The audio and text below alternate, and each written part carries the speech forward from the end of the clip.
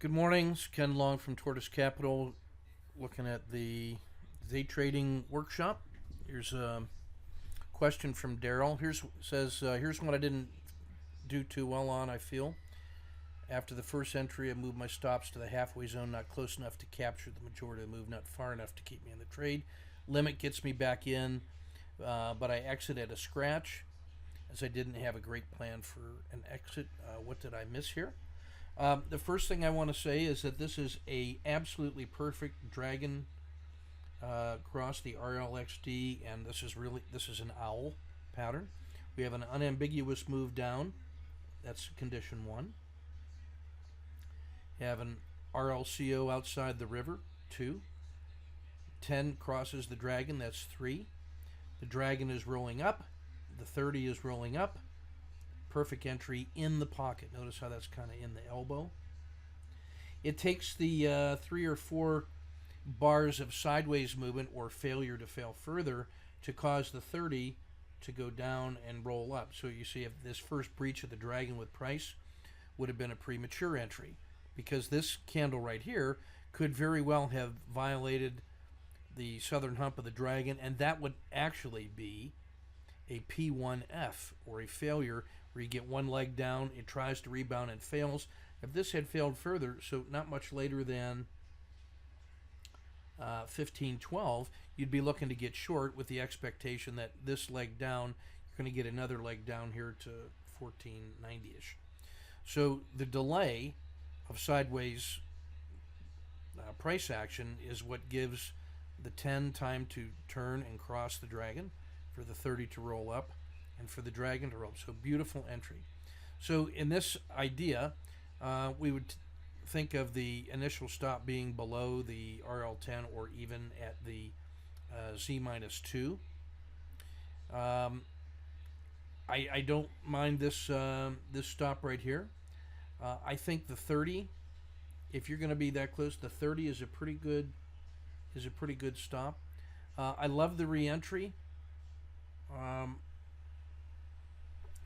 The best I could say, maybe if you were in here a little bit, maybe that's a little better, but still, I don't really object to that. That is higher than the previous swing high, so that's a not later than get back in. This exit here, I might like this exit right here better, and the reason is that's a 1, 2, 3. You have a price that exceeded Z2 for 3 full bars, and you had tall wicks on the upside, so it pushed, pulled back, opened, pushed, pulled back, and actually opened here, pushed, pulled back hard, doji, and starting to fail. I think you have to exit here, and that gives you a fraction. But the real point on this one is giving it room to breathe with the 30, or even the southern skin of the dragon. But really what I want you to notice is the RL10. It only hinted at rolling over here. So stay with that RL10. The RL10 entering the dragon is the earliest I think you should think about getting out. Use that RL10 as the smooth price. It will help you negotiate these different reversions or reversals here. But I will tell you, I don't mind this exit at all, because it does allow you to lock in a piece early after the lunch. This looks like after lunch, or this may be the morning, and that's just your time of day. So as a first piece, I don't mind getting paid on the first one.